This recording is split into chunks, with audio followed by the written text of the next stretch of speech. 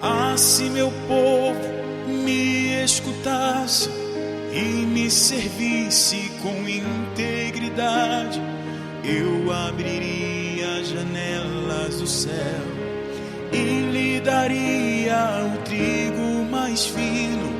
Ah, se meu povo que me adora me adorasse acima de tudo, com o meu puro da rocha o sustentaria. A palavra de Deus é fiel e jamais ela volta vazia. Se eu honrar e bem dizer ao meu Senhor, eu comerei o melhor desta terra. Eu comerei o melhor desta terra.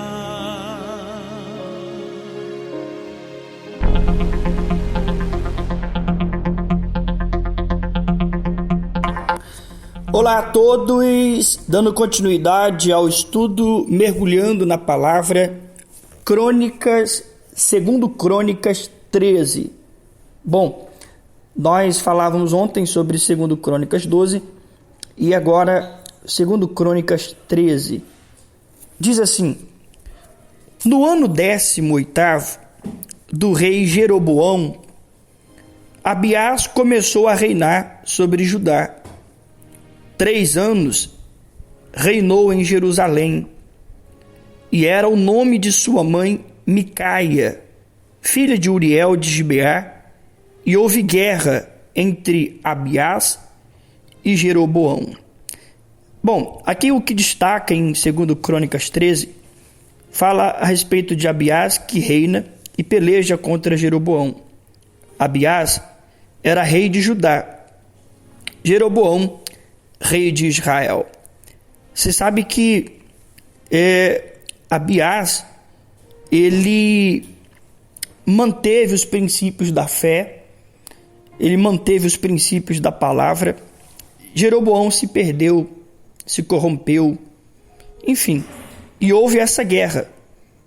Entenda, de um lado estava Judá, apenas a tribo de Judá e o povo da tribo de Judá. Do outro lado, todo o Israel, que era reinado por Jeroboão.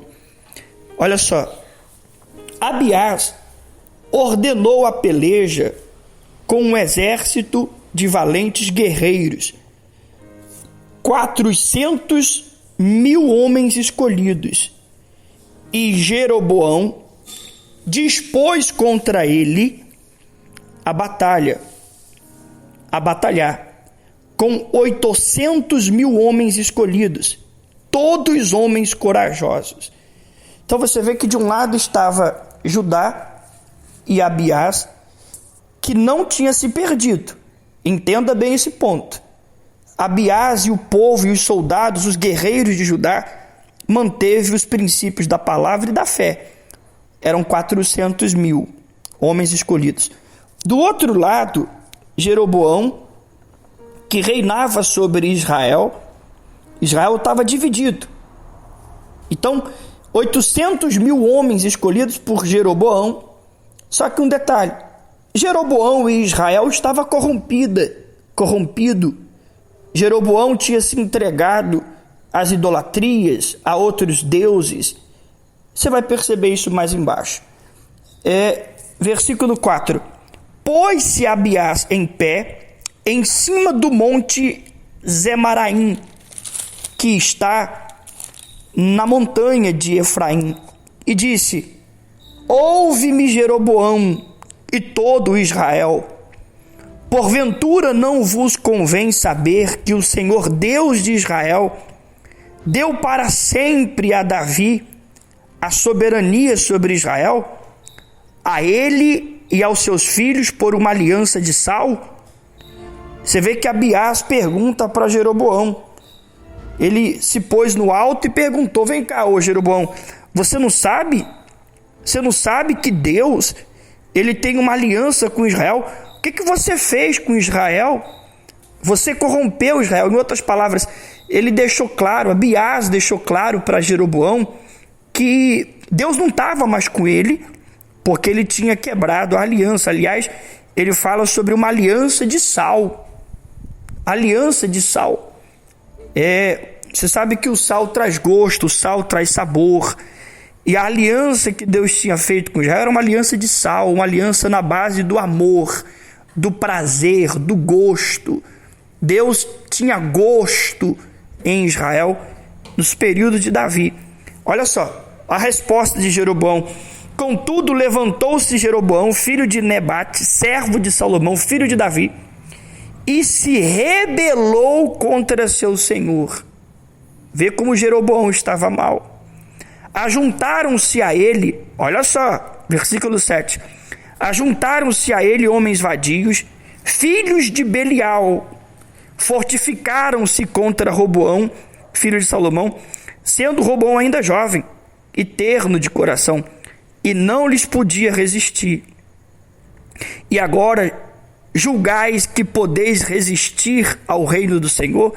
Quer dizer, só um detalhe, Jeroboão tinha se levantado contra Roboão, tinha vencido a Roboão, filho de Salomão, e Jeroboão, ele tinha se juntado com homens vadios, filhos de Belial, quer dizer, homens perdidos, que estavam em meio à perdição.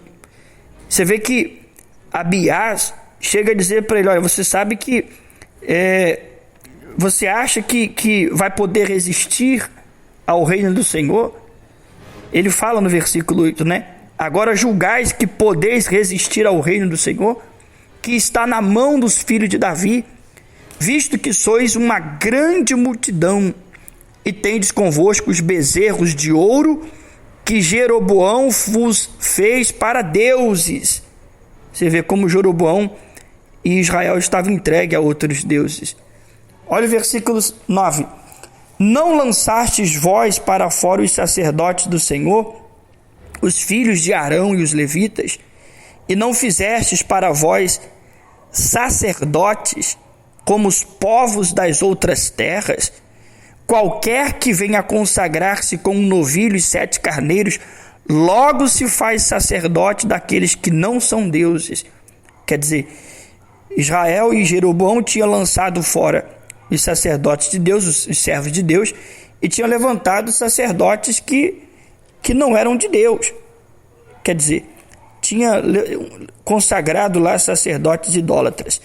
Ele fala: porém, quanto a nós, Abiás falando aqui, olha só, Abiás falando, versículo 10, porém, quanto a nós, o Senhor é nosso Deus, e nunca o deixamos. Vê que ele deixa claro, nós nunca deixamos. E os sacerdotes que ministram ao Senhor são filhos de Arão, e os levitas se ocupam na sua obra, e queimam ao Senhor cada manhã e cada tarde holocaustos, incensos aromáticos, com os pães da proposição sobre a mesa pura, e o candelabro de ouro, e as suas lâmpadas para se acenderem cada tarde. Porque nós temos cuidado do serviço do Senhor nosso Deus, porém vós o deixastes. Você vê que Abiás vai deixando claro para Jeroboão: vocês abandonaram a Deus, vocês levantaram outros deuses, vocês sacrificaram outros deuses, consagraram com novilho e 7 carneiros a outros sacerdotes. Nós não, nós mantemos a nossa fé em Deus, mantemos os sacerdotes de Deus, sacrificamos ao nosso, mas vocês deixaram. Você vê que ele fala claramente no final do versículo 11: porém vós o deixastes. Continuando: e eis que Deus está conosco. Olha só, Abiás deixando claro para Jeroboão: Deus está conosco, à nossa frente, como também os sacerdotes, tocando com as trombetas para dar alarme contra vós. Ó filhos de Israel, não pelejeis contra o Senhor Deus de vossos pais, porque não prosperareis. Você vê que Abiás deixa claro, se vocês se levantarem contra nós, vocês estarão se levantando contra o próprio Deus. Veja que quem realmente mantém a fé em Deus, sabe que Deus está do seu lado. E Abiás fez de tudo para mostrar para Israel e para Jeroboão que eles tinham abandonado Deus, que eles estavam servindo a outros deuses e que Deus não estava com eles, e que se eles se levantassem contra Judá e contra Abiás, eles estariam se levantando contra o próprio Deus. E diz mais para terminar: mas Jeroboão armou uma emboscada, quer dizer, não deu ouvido. Jeroboão não deu ouvido. Ele arma uma emboscada para dar sobre eles pela retaguarda, quer dizer, foi pelas costas, né? Além de, enfim, de maneira que estavam em frente de Judá e a emboscada por detrás dele. Então Judá olhou, e eis que tinha que pelejar por diante e por detrás. Então clamaram ao Senhor, e os sacerdotes tocaram as trombetas, e os homens de Judá gritaram. E sucedeu que, gritando os homens de Judá, Deus feriu a Jeroboão e a todo Israel diante de Abiás e de Judá.